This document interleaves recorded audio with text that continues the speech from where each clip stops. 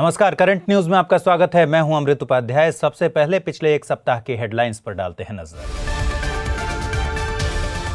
सिंधु घाटी सभ्यता में मवेशियों के मांस के उपभोग के साक्ष्य मिले। जर्नल ऑफ आर्कियोलॉजिकल साइंस में प्रकाशित हुआ शोध। हरियाणा और उत्तर प्रदेश के 7 स्थलों पर हुआ था रिसर्च। आईआईटी गुवाहाटी के वैज्ञानिकों ने नम हवा से पानी निकालने की तकनीक विकसित करने का किया दावा। कंसेप्ट ऑफ हाइड्रोफोबिसिटी की तकनीक से वैज्ञानिकों ने बनाया मुमकिन। प्रतिष्ठित journal royal society of chemistry में प्रकाशित हुआ शोध। इन्वेस्ट इंडिया को मिला 2020 United Nations investment promotion award. निवेश संवर्धन एजेंसीज को बेहतर काम करने के लिए दिया जाता है यह पुरस्कार। भारत की राष्ट्रीय निवेश प्रोत्साहन और सुविधा एजेंसी है इन्वेस्ट इंडिया। चीन और नेपाल ने माउंट एवरेस्ट की ऊंचाई बढ़ने का किया दावा। नई ऊंचाई में एवरेस्ट की ऊंचाई को 86 सेंटीमीटर अधिक बताया। अब तक सर्वे ऑफ इंडिया की 66 साल पुरानी माप को ही मान रही थी दुनिया।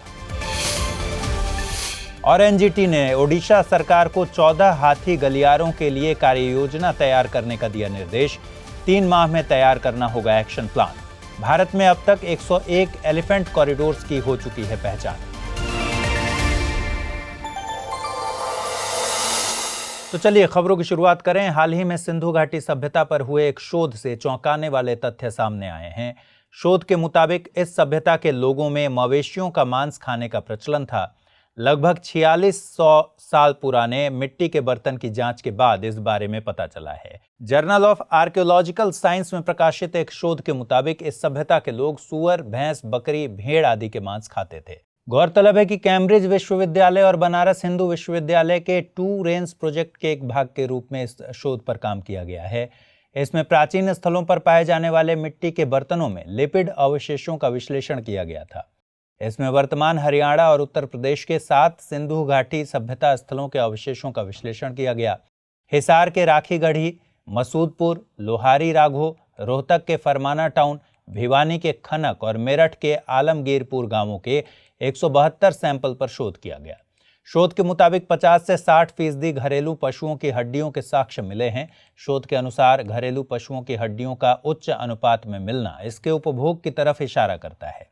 हालांकि शोधकर्ताओं ने इस तथ्य पर भी ध्यान दिलाया है कि क्षेत्रीय अंतर के कारण लोगों की आहार शैली में परिवर्तन संभव है, क्योंकि गुजरात में बर्तनों पर शोध के बाद वहां दूध उत्पादों के साक्ष्य मिले थे।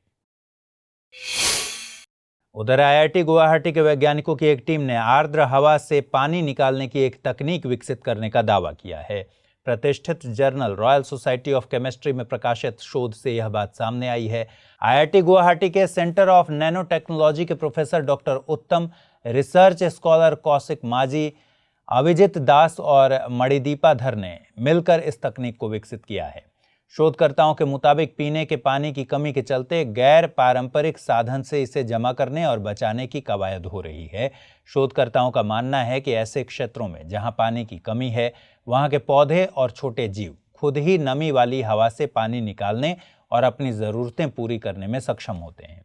इसी की तर्ज पर आगे बढ़ते हुए वैज्ञानिक नमी वाली हवा से पानी निकालने की तकनीक पर काम कर रहे हैं।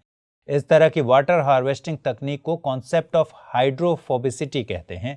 शोधकर्ताओं के मुताबिक हाइड्रोफोबिसिटी की अवधारणा को कमल के पत्ते को देखकर समझा जा सकता है। कमल का पत्ता जल विकर्षक होता है, क्योंकि पत्ते की सतह और पानी की छोटी बूंद के बीच फंसी हुई हवा की एक परत होती है, जो बूंद के पत्ते से फिसलने का कारण बनती है।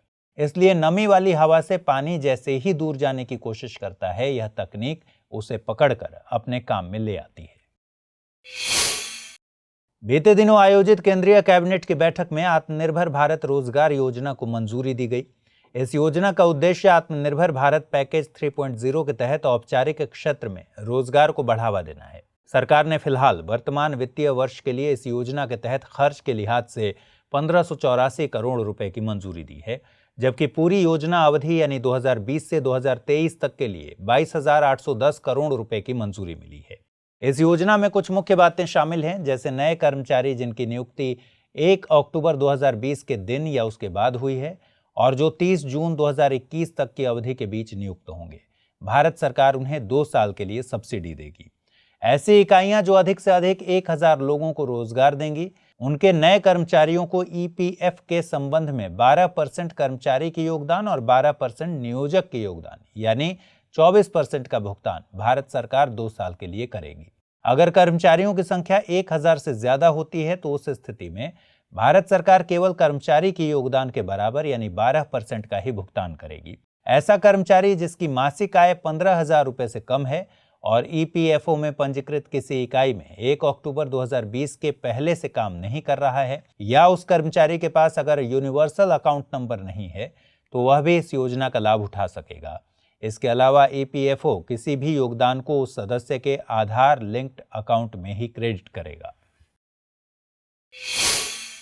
पिछले दिनों इन्वेस्ट इंडिया को 2020 United Nations investment promotion award से नवाजा गया। अंकटाड यानी व्यापार एवं विकास पर संयुक्त राष्ट्र सम्मेलन ने जेनेवा स्थित हेडक्वार्टर में इन्वेस्ट इंडिया को यह पुरस्कार प्रदान किया। गौरतलब है कि UN investment promotion award investment promotion agencies के लिए सबसे प्रतिष्ठित पुरस्कार है। यह पुरस्कार दुनिया भर में निवेश संवर्धन एजेंसीज की उत्कृष्ट उपलब्धियों और बेहतरीन काम पर मुहर लगाता है। इसका मूल्यांकन अंकटाड द्वारा 180 निवेश संवर्धन एजेंसियों द्वारा किए गए काम की परख पर आधारित था। साल 2002 में शुरू हुआ यह पुरस्कार अंकटाड द्वारा हर साल दिया जाता है। यह पुरस्कार सतत विकास में निजी क्षेत्र के निवेश को बढ़ाने और सतत विकास लक्ष्यों को हासिल करने में निवेश संवर्धन संस्थाओं के योगदान को उजागर करता है। अंकटाड ने अपनी घोषणा में इन्वेस्ट इंडिया की बेहतरीन गतिविधियों जैसे कि business immunity platform, exclusive investment forum webinar series, social media पर सक्रियता और कोविड महामारी से निपटने के लिए गठित समूहों को रेखांकित किया है। आपको बता दें कि इन्वेस्ट इंडिया का गठन 2009 में उद्योग संवर्धन एवं आंतरिक व्यापार विभाग के अधीन एक गैर लाभकारी उपक्रम के रूप में किया गया था। यह एक राष्ट्रीय निवेश प्रोत्साहन और सुविधा एजेंसी है जो भारत सरकार के वाणिज्य एवं उद्योग मंत्रालय के तहत काम करती है। यह भारत में इच्छुक निवेशकों के लिए देश में निवेश करना और अधिक सुविधाजनक बनाती है। यूएनडीपी यानी संयुक्त राष्ट्र विकास कार्यक्रम ने कोरोना वायरस महामारी के गंभीर दीर्घकालिक प्रभावों के चलते गरीबी में अभूतपूर्व वृद्धि की आशंका जताई है। इसके एक अध्ययन में पाया गया कि कोरोना वायरस महामारी के कारण 2030 तक 207 मिलियन अतिरिक्त लोग अत्यधिक गरीबी की स्थिति में पहुंच सकते हैं। नतीजतन दुनिया भर में इनकी संख्या 1 बिलियन से अधिक हो जाएगी। यह अध्ययन अमेरिका के यूनिवर्सिटी ऑफ डेनेवर में Pardi centre for international futures और यूएनडीपी के बीच लंबे समय से चली आ रही साझेदारी का हिस्सा है। इस अध्ययन में अगले दशक में महामारी के बहुआयामी प्रभावों का मूल्यांकन करते हुए सतत विकास लक्ष्यों पर कोविड-19 रिकवरी से संबंधित विभिन्न परिदृश्यों के प्रभाव का आकलन किया गया है। वर्तमान मृत्यु दरों तथा अंतर्राष्ट्रीय मुद्रा कोष के नवीनतम विकास अनुमानों पर आधारित कोविड बेसलाइन के तहत 2030 तक 44 मिलियन लोग अत्यंत गरीबी की स्थिति में पहुंच सकते हैं। हाई डैमेज परिदृश्य के तहत 2030 तक 207 मिलियन अतिरिक्त लोग अत्यधिक गरीबी की स्थिति में जा सकते हैं, जिसमें महिला गरीबों की संख्या में अतिरिक्त 102 मिलियन की बढ़ोतरी हो सकती है। हालांकि अध्ययन रिपोर्ट में गरीबी को कम करने के लिए कुछ सुझाव भी दिए गए हैं। इसके तहत अगले 1 दशक में कल्याण कार्यक्रमों, गवर्नेंस, डिजिटलीकरण और ग्रीन इकोनॉमी से जुड़े सतत विकास लक्ष्यों में निवेश को आवश्यक बताया गया है। हाल ही में दुनिया की सबसे ऊंची पर्वत चोटी माउंट एवरेस्ट की नई ऊंचाई का पता चला है। नेपाल और चीन ने संयुक्त रूप से इसका ऐलान किया। खबर के मुताबिक सबसे ऊंची पर्वत चोटी माउंट एवरेस्ट की संशोधित ऊंचाई 8,848.86 मीटर है। यह 1954 में भारत द्वारा मापी गई ऊंचाई से 86 सेंटीमीटर अधिक है।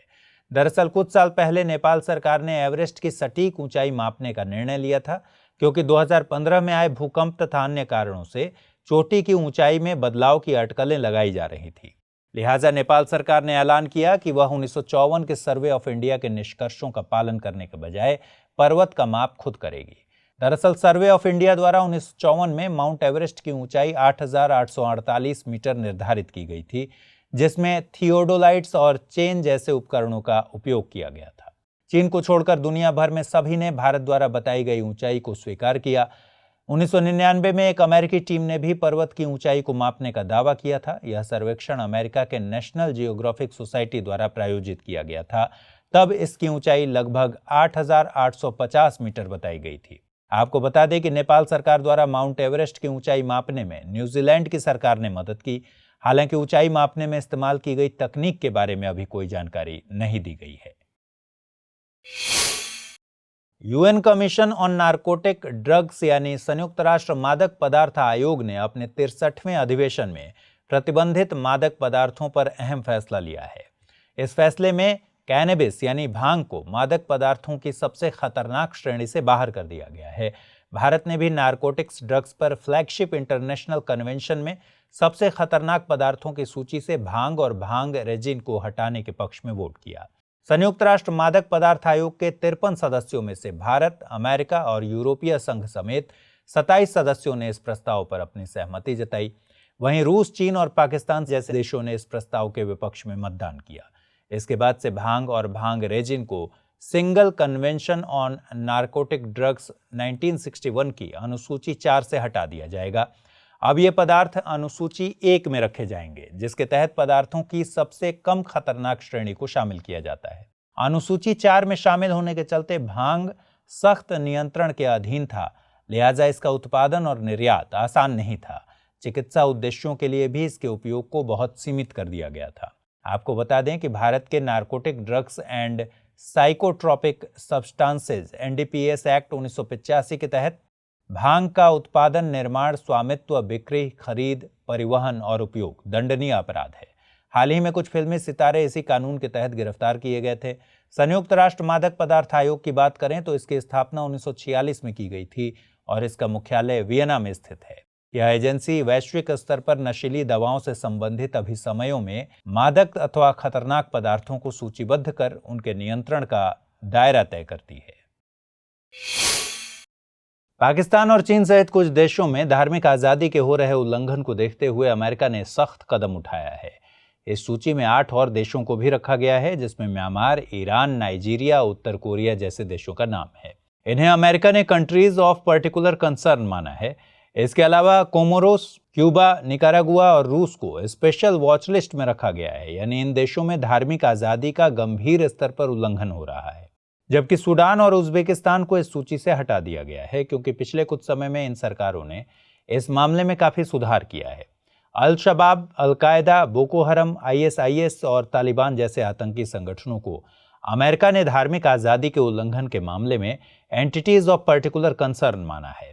भारत को इनमें से किसी भी सूची में नहीं रखा गया है। भारत के लिए यह राहत की बात है, क्योंकि United states commission on international religious freedom ने सीरिया, वियतनाम और रूस सहित भारत को भी कंट्रीज ऑफ पर्टिकुलर कंसर्न में रखने की सिफारिश की थी। केंद्र सरकार ने दोषी विधायी सदस्यों यानी लेजिस्लेटर्स को आजीवन चुनाव लड़ने, कोई राजनीतिक पार्टी बनाने या उसका पदाधिकारी बनने से रोकने के विचार को खारिज कर दिया है। इसकी सूचना सरकार ने सुप्रीम कोर्ट में दायर याचिका के जवाब में दी।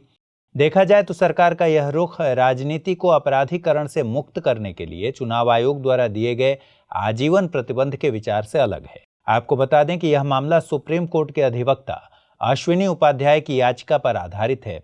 इनका मत है कि न्यायपालिका, कार्यपालिका और विधायिका के सदस्यों के लिए सजा पर आजीवन प्रतिबंध समान रूप से लागू होना चाहिए और इसमें किसी भी तरह का भेदभाव नहीं होना चाहिए। यानी कि अगर सांसद या विधायक को जनप्रतिनिधित्व कानून की धारा 8 में दर्ज अपराधों के लिए दोषी ठहराया जाता है तो उसे चुनाव लड़ने या किसी पार्टी का पदाधिकारी बनने से आजीवन प्रतिबंधित कर दिया जाना चाहिए। हालांकि केंद्रीय कानून और न्याय मंत्रालय ने तर्क दिया है कि लोगों के चुने हुए प्रतिनिधि को लोक सेवकों के साथ बराबरी नहीं दी जा सकती है। वर्तमान में जनप्रतिनिधित्व अधिनियम 1951 के तहत अयोग्यता पर लेजिस्लेटर्स के लिए जेल की सजा की अवधि और उसके बाद 6 साल तक चुनाव न लड़ने का प्रावधान है, जो कि केंद्र सरकार के हिसाब से पर्याप्त है। हाल ही में अल्पसंख्यक मामलों के मंत्री मुख्तार अब्बास नकवी ने बताया कि जम्मू कश्मीर और लद्दाख में जल्द ही वक्फ बोर्ड का गठन किया जाएगा। इसका मकसद दोनों ही केंद्र शासित प्रदेशों में वक्फ संपत्तियों का बेहतर रखरखाव करना है। इन वक्फ बोर्ड्स का गठन वक्फ अधिनियम 1995 के तहत किया जाएगा। गौरतलब है कि जम्मू कश्मीर और लद्दाख में वक्फ संपत्ति की संख्या हजारों में है और वक्फ की इन संपत्तियों का पंजीकरण करने की प्रक्रिया शुरू की जा चुकी है।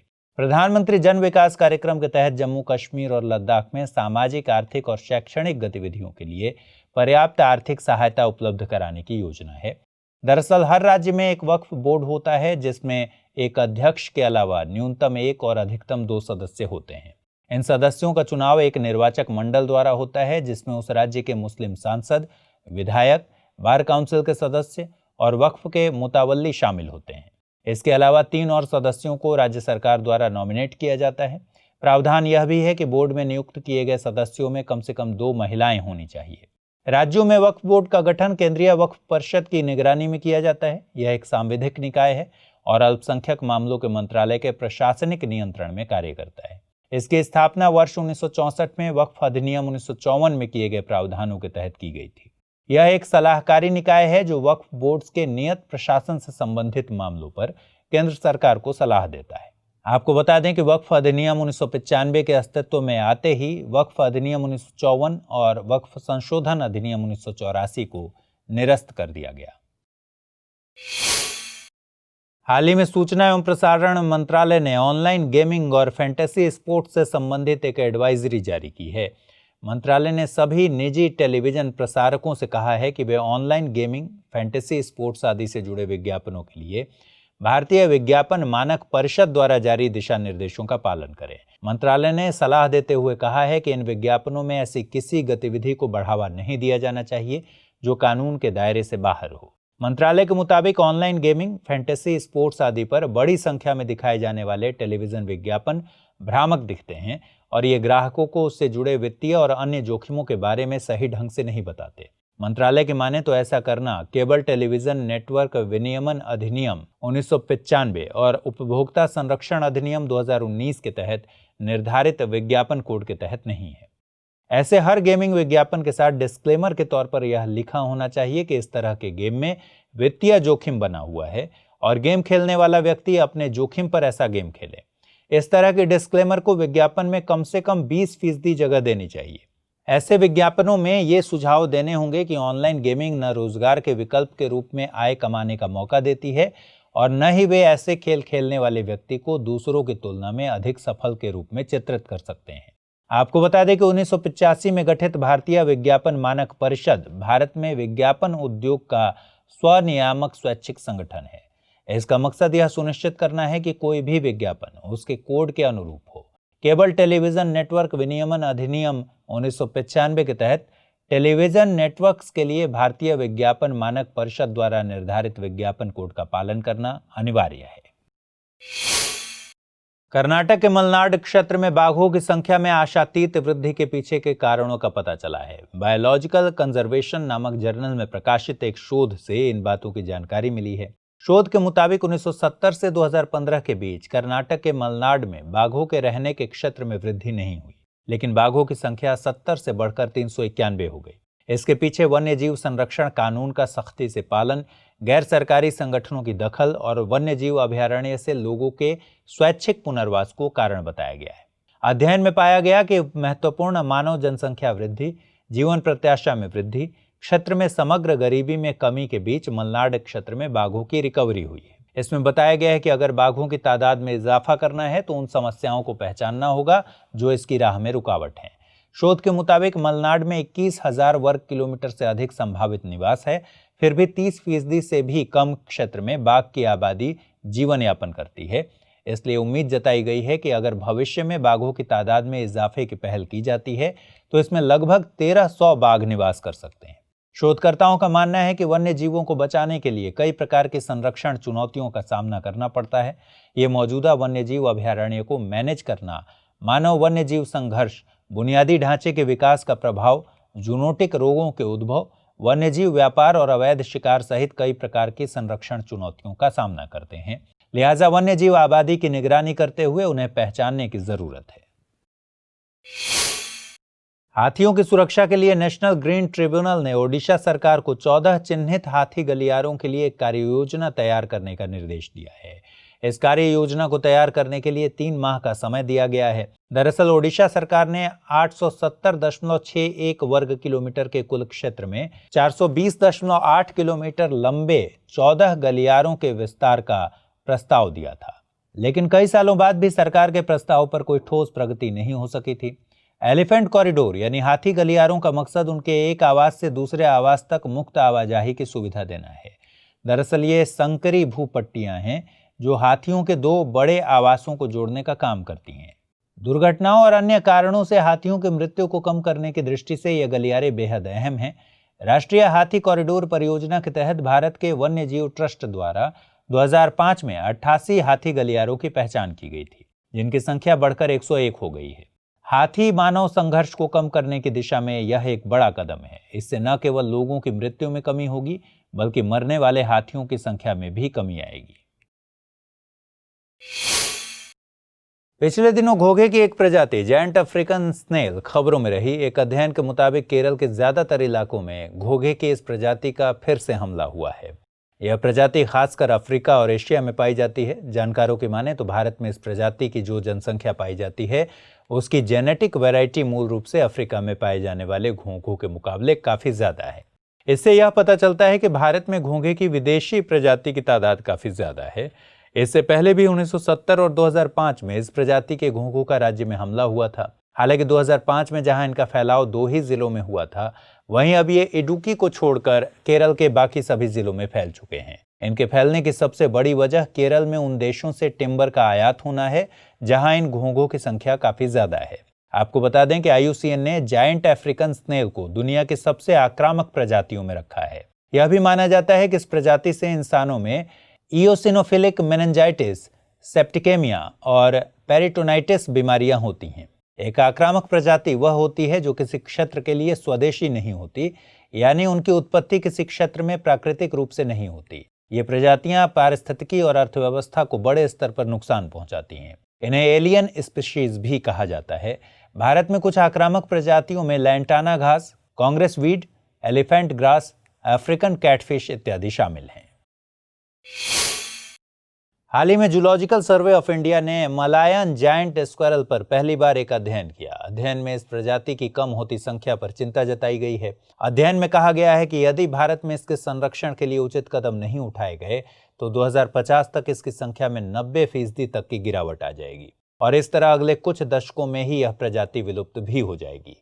गौरतलब है कि बड़े वृक्षों पर पाई जाने वाली इस लुप्त हो रही गिलहरी को फॉरेस्ट हेल्थ इंडिकेटर प्रजाति माना जाता है। ऐसा अनुमान है कि इस शताब्दी के मध्य तक यह प्रजाति भारत में अपने मूल स्थान पूर्वोत्तर भारत से भी विलुप्त हो जाएगी। यह गिलहरी दुनिया की सबसे बड़ी गिलहरियों में से एक है। इसके शरीर का ऊपरी हिस्सा गहरा काला होता है और पूंछ लंबी होती है। भारत में यह गिलहरी पश्चिम बंगाल, सिक्किम, असम, अरुणाचल प्रदेश, मेघालय और नागालैंड में पाई जाती है। जूलॉजिकल सर्वे ऑफ इंडिया के अनुसार वृक्षों की कटाई के कारण गिलहरी के आवास का विनाश जारी है। मानव बस्तियों की बढ़ती संख्या, फसल के उत्पादन हेतु भूमि के उपयोग, वनों की कटाई और उत्तर पूर्वी भारत के विभिन्न भागों में प्रचलित झूम खेती को इस गिलहरी के आवास के विनाश का मुख्य कारण माना जा रहा है। आपको बता दें कि भारत में विशाल गिलहरी की 3 प्रजातियां Malayan giant squirrel, Indian giant squirrel और ग्रिजल्ड जायंट स्क्वेरल पाई जाती हैं। मलायन जायंट स्क्वेरल भारत के बाहर दक्षिणी चीन, Thailand, Laos, Vietnam, Myanmar, Malay प्रायद्वीप, सुमात्रा और जावा में पाई जाती है। गिलहरी की यह प्रजाति प्रायः सदाबहार और अर्ध सदाबहार वनों में, मैदानी क्षेत्र के साथ साथ पहाड़ों में पाई जाती है। कोविड वैक्सीन की जल्द डिलीवरी करने को लेकर भारत ने एक पहल की है। दरअसल अक्टूबर 2020 में भारत और दक्षिण अफ्रीका ने WTO में एक प्रस्ताव दिया था कि कोरोना वैक्सीन के मद्देनजर IPRS यानी बौद्धिक संपदा अधिकार मानकों से सदस्य देशों को छूट दी जानी चाहिए। इससे कोरोना वैक्सीन के जेनेरिक प्रोडक्ट्स बनाने और विकासशील देशों में इनका सस्ती दर पर वितरण करने में सहूलियत हो सकती है। भारत ने यह मांग WTO के ट्रिप्स यानी trade related aspects of intellectual property rights के तहत की है। भारत का मानना है कि WTO अगर छूट देता है तो इससे कोरोना महामारी से निपटने में आसानी होगी, क्योंकि WTO के IPR से जुड़े मानक पेटेंटेड वैक्सीन से इतर जेनेरिक वैक्सीन बनाने में बाधा हैं। भारत के इस तर्क का कई जानकारों और संगठनों के साथ WTO के करीब 100 सदस्य देशों ने भी समर्थन किया है। हालांकि अमेरिका, यूरोपीय संघ, कनाडा, ब्रिटेन जैसे देशों ने भारत के इस प्रस्ताव का शुरू से ही विरोध किया है। पिछले हफ्ते भी ये देश WTO में इस प्रस्ताव के खिलाफ फिर से एक हुए।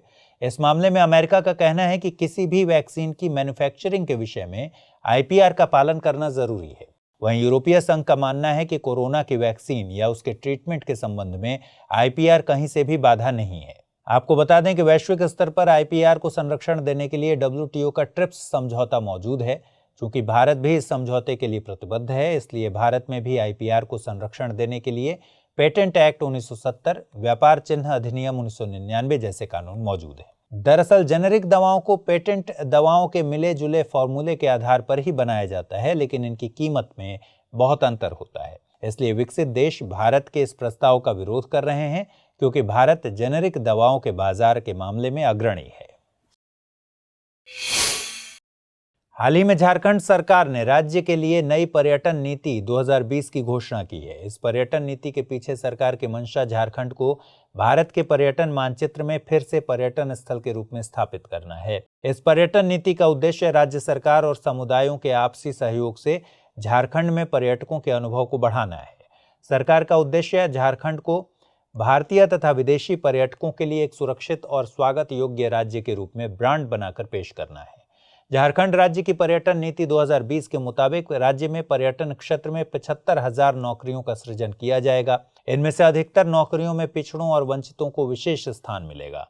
राज्य में पर्यटन को बढ़ावा देने के लिए 130 पर्यटन क्षेत्रों की पहचान की गई है। इस पर्यटन नीति के माध्यम से राज्य में पर्यटन के क्षेत्र में पूंजी निवेश को भी बढ़ावा दिया जाएगा। राज्य सरकार इस नीति के तहत धार्मिक पर्यटन, इको पर्यटन, सांस्कृतिक पर्यटन, ग्रामीण पर्यटन, एडवेंचर यानी साहसिक पर्यटन, वेलनेस पर्यटन, फिल्म पर्यटन, खनन पर्यटन पर ध्यान देगी। आइए अब जल्दी से डालते हैं मैप वाले सेक्शन पर एक नजर। मैप सेक्शन में आपका स्वागत है। आज हम बात करेंगे जम्मू और कश्मीर के बारे में। यह उत्तर भारत में स्थित है, जैसा कि आप देख पा रहे हैं यहाँ पे, और यह जो है एक केंद्र शासित प्रदेश है। 2019 में जम्मू कश्मीर पुनर्गठन विधेयक पारित होने के बाद इस राज्य को 2 केंद्र शासित प्रदेशों में जो है विभाजित कर दिया गया था। वो है जम्मू कश्मीर और लद्दाख। इसकी सीमाओं की बात करें तो इसके दक्षिण में पंजाब और हिमाचल प्रदेश है। वहीं उत्तर से लेकर पूर्व तक यह लद्दाख से सीमा साझा करता है। ये पूरा जितना भी एरिया है, ये जो है लद्दाख से जो है इसकी सीमा मिल रही है। इसके दक्षिण पश्चिम में पाकिस्तान है। उत्तर पश्चिम में यह पाकिस्तान अधिकृत कश्मीर से जो है सीमा साझा करता है। इसकी 2 प्रशासनिक राजधानियां हैं, जो कि श्रीनगर और जम्मू है, जो कि क्रमशः ग्रीष्म और शीत ऋतु में संचालित होती हैं। इसका जो अधिकतर भाग है वो पहाड़ी है। इसकी फिजियोग्राफी को 7 क्षेत्रों में विभाजित किया गया है, जो पश्चिमी हिमालय के संरचनात्मक घटकों से निकटता से जुड़े हुए हैं, जिसमें मैदानी क्षेत्र, तलहटी, कश्मीरी घाटी, उत्तरी सिंधु नदी घाटी और पीर पंजाल और काराकोरम आते हैं। पीर पंजाल की बात करें तो यह हिमालय के सबसे निचले हिस्से में स्थित है और यह राज्य में हिमालय के सबसे दक्षिणी पर्वत प्राचीर का गठन करती है। इसकी औसतन क्रेस्ट लाइन जो है वो 12,500 जो है फीट है। काराकोरम रेंज की बात करें तो इसमें दुनिया की सबसे ऊंची चोटियां आती हैं। पाकिस्तान की सीमा पर K2 है, जिसे हम गॉडविन ऑस्टिन भी कहते हैं, वो भी काराकोरम रेंज में ही आता है। इसकी प्रमुख नदियों की बात करें तो झेलम, चेनाब और जास्कर, ये इसकी 3 प्रमुख नदियां हैं। और मौजूदा वक्त में किसान आंदोलन चर्चा में है, जिसमें पंजाब के किसान बढ़ चढ़कर हिस्सा ले रहे हैं। तो इसी के चलते हम आपको अगले बुलेटिन में पंजाब से रूबरू करवाएंगे। आप इसके सीमावर्ती देशों और राज्यों के नाम कमेंट सेक्शन में बताना ना भूलें। तो फिलहाल इस बुलेटिन में इतना ही। खबरों को विस्तार से पढ़ने के लिए विजिट कीजिए www.drishtias.com पर। साथ ही दृष्टि आज के हिंदी और अंग्रेजी यूट्यूब चैनल को लाइक, शेयर और सब्सक्राइब करना मत भूलिए। लेकिन चलते चलते डालते हैं कुछ छोटी मगर जरूरी खबरों पर नजर। हाल ही में हुई केंद्रीय कैबिनेट की बैठक में सरकार ने पब्लिक डाटा ऑफिस एग्रीगेट्स द्वारा पब्लिक वाईफाई की स्थापना को अपनी मंजूरी दे दी। सरकार के सामने यह प्रस्ताव दूरसंचार विभाग ने रखा था। इस फैसले का मकसद सार्वजनिक वाईफाई नेटवर्क के जरिए देश में ब्रॉडबैंड इंटरनेट सेवाओं का प्रसार करना है। बता दें कि इस तरह की सेवाओं को देने के लिए किसी तरह का लाइसेंस शुल्क नहीं लिया जाएगा। इस वाईफाई एक्सेस नेटवर्क इंटरफेस को PM-WANI यानी public wifi access network interface के तौर पर जाना जाएगा। पीएम मोदी की अध्यक्षता में हुई कैबिनेट बैठक में अरुणाचल प्रदेश और असम के 2 जिलों में मोबाइल कवरेज बढ़ाने के लिए अहम फैसला लिया गया। इस दौरान पूर्वोत्तर क्षेत्र के लिए समग्र दूरसंचार विकास योजना के तहत universal service obligation fund scheme को मंजूरी दे दी गई। यह परियोजना अरुणाचल प्रदेश और असम के 2 जिलों के कुल 2374 गाँवों को कवर करेगी। परियोजना का वित्तीयन यूनिवर्सल सर्विस ऑब्लिगेशन फंड करेगा। साल 2022 तक इसको पूरा करने का लक्ष्य रखा गया है। केंद्रीय मंत्री नितिन गडकरी ने पिछले दिनों बिहार में सोन नदी पर 3 लेन वाले 1.5 किलोमीटर लंबे कोइलवर पुल का उद्घाटन किया। पुल के निर्माण में लगभग 266 करोड़ रुपए का खर्च हुआ है। इसके निर्माण के बाद उत्तर प्रदेश और बिहार के बीच परिवहन और मजबूत होगा। सोन नदी यमुना के बाद गंगा नदी की दूसरी सबसे बड़ी सहायक नदी है। यह नदी गंगा में दक्षिण दिशा से आकर मिलती है। नर्मदा नदी की तरह ही इस नदी का उद्गम भी अमरकंटक से ही होता है। यह नदी कैमूर रेंज के समानांतर उत्तर पूर्व दिशा में बहती है। 10 दिसंबर को रक्षा मंत्री राजनाथ सिंह ने 14वीं ADMM प्लस यानी ASEAN defence minister meeting plus में शिरकत की। इस ऑनलाइन मीटिंग का आयोजन वियतनाम की राजधानी हनोई में किया गया था। अगले साल इसकी बैठक ब्रुनई में होगी। ADMM प्लस आसियान के 10 देशों के रक्षा मंत्रियों की वार्षिक बैठक है, जिसमें 8 और भागीदार सदस्य भाग लेते हैं। इस दौरान रक्षा मंत्री ने इंडो पैसिफिक ओशन इनिशिएटिव को लॉन्च करने की बात को फिर से दोहराया। गौरतलब है कि इस पहल की घोषणा PM मोदी ने पिछले साल हुई ईस्ट एशिया समिट की बैठक में की थी। पिछले दिनों PwC इंडिया ने एक रिपोर्ट जारी की, जिसमें भारत द्वारा आर्टिफिशियल इंटेलिजेंस को अपनाने की दिशा में किए जा रहे प्रयासों की प्रशंसा की गई। रिपोर्ट के मुताबिक इस मामले में भारत ने 45% की बढ़ोतरी की है, जो कि अमेरिका और ब्रिटेन के मुकाबले कहीं बेहतर है। आर्टिफिशियल इंटेलिजेंस विज्ञान का वह आयाम है जिसमें मशीनों को इस तरह तैयार किया जाता है कि वे इंसानों की तरह ही सोच सके। AI के संबंध में भारत की स्थिति की बात करें तो AI रेडिनेस इंडेक्स 2020 में भारत 40वें स्थान पर है। आर्टिफिशियल इंटेलिजेंस के लिए नीति आयोग ने 2018 में राष्ट्रीय रणनीति भी जारी की थी। पोलियो वायरस टाइप 2 के लिए बनी वैक्सीन NOPV2 को WHO की तरफ से इमरजेंसी यूज लिस्टिंग सिफारिशें दी गई हैं। इमरजेंसी यूज लिस्टिंग WHO का एक प्रोसीजर है, जिसके जरिए नए या बिना लाइसेंस प्राप्त किसी उत्पाद को वैश्विक स्वास्थ्य आपातकाल के दौरान इस्तेमाल के लिए अनुमति दी जाती है। जानकारों की माने तो यह वैक्सीन जो पोलियो के म्यूटेटेड यानी उत्परिवर्तित रूप को रोकने के लिए विकसित हुई है, उसमें जेनेटिक स्टेबिलिटी पहले से काफी बेहतर है और कम ही संभावना है कि इसके इस्तेमाल के बाद वायरस फिर से म्यूटेट हो या किसी ऐसे वायरस के रूप में फिर से उभरे जो बाद में पैरालिसिस का कारण बने। व्यापार को ध्यान में रखते हुए ईरान और अफगानिस्तान ने मिलकर दोनों के बीच पहली रेल लिंक का उद्घाटन किया। यह प्रोजेक्ट 2007 में शुरू हुआ था। 140 किलोमीटर लंबी यह रेल लाइन पूर्वी ईरान और पश्चिमी अफगानिस्तान के बीच संपर्क साधने का काम करेगी। इससे लैंडलॉक देश अफगानिस्तान को परिवहन के मामले में बड़ी मदद मिलेगी। ईरान चाहता है कि वह क्षेत्रीय ट्रांसपोर्ट हब तैयार करे, जिससे एशिया के दूसरे लैंडलॉक देश भी जुड़े, ताकि उनकी लिंक भी फारस की खाड़ी और ओमान की खाड़ी से जुड़ सके। पाकिस्तान की आर्थिक हालत को देखते हुए विश्व बैंक ने मदद देने का फैसला लिया है। जलवायु परिवर्तन से पैदा हुई समस्याओं, स्वास्थ्य आपातकाल और ठोस अपशिष्ट के प्रबंधन के लिहाज से विश्व बैंक पाकिस्तान को $300 मिलियन की मदद करेगा। इसमें $200 मिलियन सिंध प्रांत को आपदा रोधी बनाने के लिए दिए जाएंगे, ताकि बाढ़ और सूखा आदि समस्याओं से निजात पाया जा सके। इसके अलावा $100 million solid waste emergency and efficacy project पर खर्च होंगे। असम के जयपुर वर्षावनों में एंथ्रेक्स की वजह से एक हफ्ते पहले 2 हथिनियों की मौत हुई थी। इसके बाद वन विभाग अब यहां पशुओं की वैक्सीनेशन करेगा। इससे पहले 2019 में पाबितोरा वन्यजीव अभयारण्य में इसी बीमारी के कारण 2 एशियाटिक वाटर बफेलो की मौत हुई थी। यह अभयारण्य गुवाहाटी के पूर्व में है, जिसे मिनी काजीरंगा भी कहा जाता है। एंथ्रेक्स एक जीवाणु जनित बीमारी है जो खासकर पशुओं में फैलती है। इससे पशुओं में त्वचा और फेफड़े संबंधी रोग हो सकते हैं। संक्रमित पशु के संपर्क में आने से यह बीमारी इंसानों में फैल सकती है। हाल ही में विज्ञान और प्रौद्योगिकी मंत्री डॉक्टर हर्षवर्धन ने नई दिल्ली में द्वितीय कैंसर जीनोम एटलस सम्मेलन का उद्घाटन किया। इसका मकसद इंडियन कैंसर जीनोम एटलस के निर्माण के लिए दुनिया भर के वैज्ञानिकों और चिकित्सकों को एक मंच पर लाना है। कैंसर जीनोम एटलस एक लैंडमार्क कैंसर जीनोमिक्स प्रोग्राम है, जो आणविक रूप से 20,000 से ज्यादा प्राथमिक कैंसर और 33 कैंसर प्रकारों के साथ सामान्य नमूनों से मेल खाता है। जीनोमिक्स का मकसद जीनोम की संरचना और कार्य को अनुक्रमित, एकत्रण और विश्लेषण करना है। उत्तर प्रदेश द्वारा हाल ही में एक होम स्टे योजना के माध्यम से नेपाल से सटे प्रदेश के 4 जिलों बलरामपुर, बहराइच, लखीमपुर और पीलीभीत के थारू गांव को जोड़ने के लिए कार्य किया जा रहा है। यह उत्तर प्रदेश सरकार के वन विभाग की एक योजना है। इसका मकसद थारू जनजाति गाँव में पर्यटन को बढ़ावा देकर वहाँ रोजगार के अवसर में इजाफा करना है, ताकि थारू समुदाय में आर्थिक आत्मनिर्भरता का विकास हो। हाल ही में अमेरिका के नेशनल एकेडमीज ऑफ साइंसेज की एक रिपोर्ट में डायरेक्टेड माइक्रोवेव रेडिएशन को हवाना सिंड्रोम का संभावी कारण बताया गया है। दरअसल 2016-17 में क्यूबा की राजधानी हवाना में तैनात अमेरिकी राजनयिकों और अन्य कर्मचारियों में अजीब सी आवाजें सुनाई देने और शारीरिक संवेदनाओं के बाद इस बीमारी को महसूस किया था। इस बीमारी के लक्षणों में मिचली, तीव्र सिर दर्द, थकान, चक्कर आना आदि शामिल है। इसे ही हवाना सिंड्रोम का नाम दिया गया।